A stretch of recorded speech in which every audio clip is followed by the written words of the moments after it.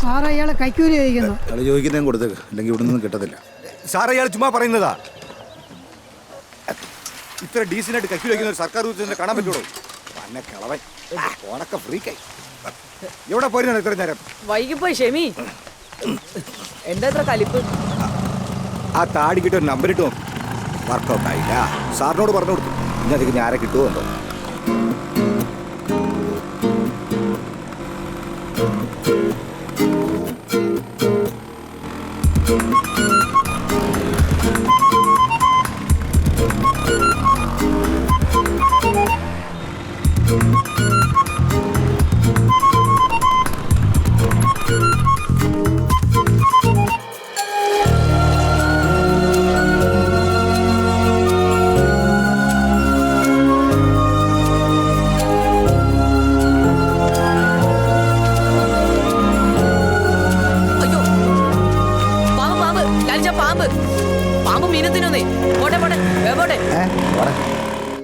ലലിച്ച കാശ് ഉണ്ടടാ, ഞാൻ കൊണ്ടുതരാം.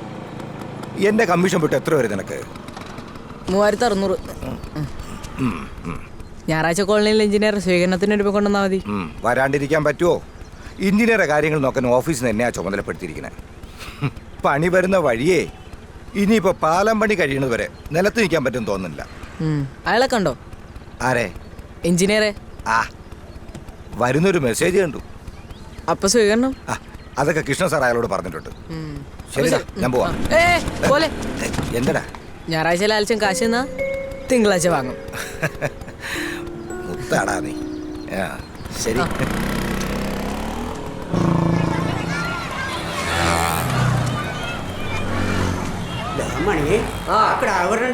അതിന് ഞാനിവിടെ ഇല്ലെന്ന് പറയാക്കാലി. നീ തടവിത്തലോടെ അവിടെ തേങ്ങലടാ. നിനക്കത് വാങ്ങിച്ചൂടെ? ജോസഫ് എണ്ണ മണിച്ചേട്ടാ പുറത്തു പോയടാ. ഇപ്പൊ വരോ? വൈകുന്നേരമാവും. എൻ്റെ അടുത്ത് പൂട്ടി പൊക്കോളാൻ പറഞ്ഞു. മണിച്ചേട്ടോയ്, ഓ, ആ കണ്ണാടി കാണുന്ന സാധനത്തിന് എന്ത് വില വരും? ജോസഫേട്ടാ, ചെക്കൻ കണ്ടിങ് പോരെ. താടിക്കുന്നല്ലേ ആ അവിടെ നിന്നാ പുതിയ കടയിലങ്കാരൊക്കെ ഉദ്ഘാടിച്ചാടാ. എന്തുകട? ഇതുപോലത്തെ സാധനങ്ങളൊക്കെ. വെറുതെ അല്ല രണ്ട് വീച്ചായിട്ടിരിക്കുന്നത്. ഒടുക്കത്തെ വില ഇടുമ്പോഴേ ആലോചിക്കണം. മണിച്ചേട്ടാ, ഇതുപോലത്തെ വീൽചെയറൊക്കെ അവിടെ വില കുറവാ? എന്നാ നീ അവിടെ പോയി വാങ്ങടാ. അല്ല കിടാവേ, നീ 1000 രൂപ അഡ്വാൻസ് തന്നി ഇതിവിടെ വെച്ച് പോയിട്ട് എത്ര മാസം വല്ല പിടുത്തോണ്ടാ ഇല്ലേ? അതങ്ങനെ ആരെങ്കിലും ഇത് തന്നെ വാങ്ങാൻ വരുമ്പോൾ അപ്പം നിന്റെ മുഖങ്ങൾ ഓർമ്മയിൽ വരും. പിന്നെ കൊടുക്കാനും പറ്റില്ല. കുറച്ച് തരണം കേട്ടാ. ഇന്നെന്താ ദിവസം ജോസഫേട്ടാ? ഇത് ചോദിക്കണം നീ ഇങ്ങോട്ട് വന്നേ. പറ ജോസഫേ. ഇന്ന് പോകാനേ കേട്ടാ. തെറ്റിച്ച് ശനി. ആദ്യം വന്നപ്പോഴേ എനിക്ക് തോന്നി കണ്ട ശനിയാന്ന്. തിങ്കളാഴ്ച രാവിലെ 9 മണിയാകുമ്പോഴത്തേക്കും കട തുറക്കണം. ഞാനിത് കൊണ്ടുപോകാൻ വരും. അപ്പൊ കാശാടാ? റെഡിയാണ്.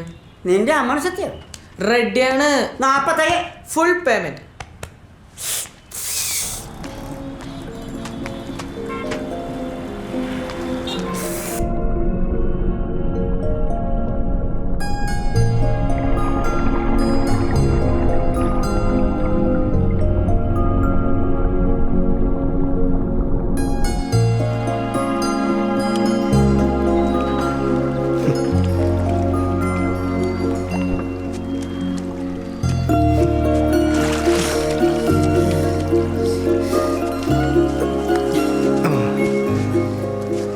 സന്തോഷമൊക്കെ കൊള്ളാം, മുങ്ങിച്ചാകല്ലേ.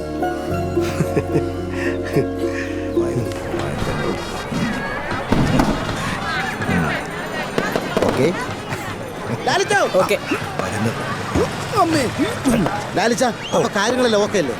സാർ വരുമല്ലോ. സാറ് വന്നോളും. നിങ്ങൾ നാട്ടുകാരുടെ പ്രധാനമന്ത്രിയാക്കും. നോക്കിയോ, കളർ ബൾബിൽ കുരുങ്ങാതെ പോകണം. കത്തുന്ന ബൾബാണെങ്കിൽ കാശ് എന്റെയാണ്. ഞാൻ മുങ്ങാണേ. ഇനി ഇവിടെ നിന്നാ ശരിയാവില്ല. അതെന്താ? സാറ് വരെ 7 ദിവസം കഴിയുമെന്ന്. അപ്പൊ ഇവന്റെ കാര്യം? അവന്റെ കാര്യം നാട്ടുകാർ നോക്കിക്കോളും. അവ എനിക്കിട്ട് പണിയാൻ തുടങ്ങിയിട്ട് നാള് കുറയായി. കാശ് തികഞ്ഞു അല്ലേടാ? കഠിനാധ്വാനി നേടിയെടുത്തു. ഞാനിത് ഇപ്പോഴാണ് ശ്രദ്ധിച്ചത്. നിന്റെ ഡാൻസ് ഉണ്ടാ? ഡാ, ഈ ഒരുക്കങ്ങൾ നിന്റെ പപ്പ സ്വർഗത്തിരുന്ന് നിനക്കായി ഒരുക്കിയതാ. ആഘോഷിക്കടാ മുത്തേ. ശരിയെന്നാ. Hello testing, hello hello testing, hello testing. താൻ പറയടോ, ടെസ്റ്റ് ചെയ്യാൻ ചെയ്തതാ. പ്രിയമുള്ളവരെ, ഉണ്ണിയേശുവിനെ വഹിച്ചുകൊണ്ടുള്ള വാഹനവ്യൂഹം പള്ളിയിൽ നിന്നും പുറപ്പെട്ടു കഴിഞ്ഞിരിക്കുകയാണ്. മാലാഖമാരുടെയും വികാരിയത്തിന്റെ അകമ്പടിയോടുകൂടി അതിവിടെ എത്തിച്ചേരുമ്പോൾ നമ്മുടെ ആഘോഷം പൂർണ്ണതയിൽ എത്തിച്ചേരുന്നതാണ്.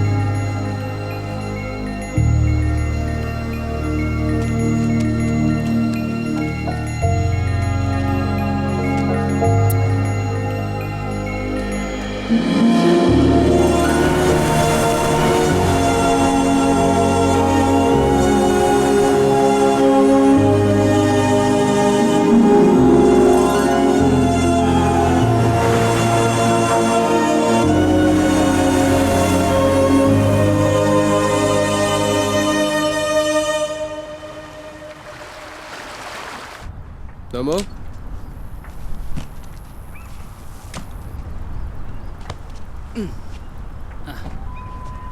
बचाओ।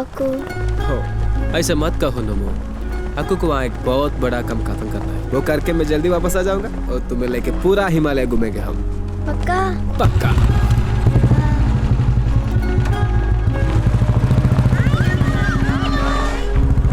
अगर ऐसे ही चलते तो दिल्ली पहुंचेगा बाजार, फिर वहाँ से ट्रेन में आराम से जाएगा। तुम क्या सोचते हो? आगे रास्ता बहुत खराब है, बहुत सारा बर्फ भी मिलेगा और तू और तेरा बाइक सह भी नहीं पाएगा। ठीक है आबा, अक्कू ट्रक में ही जाएगा। अगली बार मैं तुझे भी ले जाऊंगा, ओह। वहाँ मेरे घर में बालू के साथ कुछ बिठाएंगे।